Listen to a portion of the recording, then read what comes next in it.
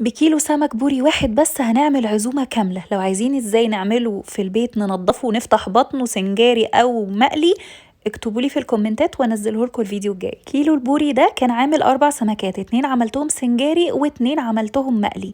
والفكرة كلها في الخلطة والتتبيلة اللي انا بعملها قدامكم دي. كل المكونات والحاجات الخلطة بتاعة التتبيلة دي هكتبها لكم تحت الفيديو عشان التفاصيل للناس اللي بتحب التفاصيل.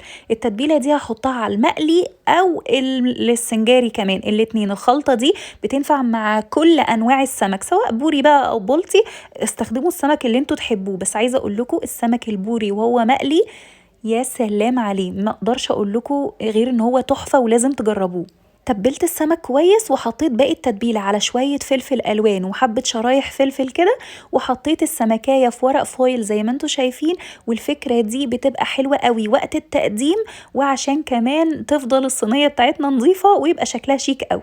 هنا بحب احط الدقيق، بحط عليه شويه بهارات كده عشان يبقى لون السمك وقرمشتها تبقى تحفه.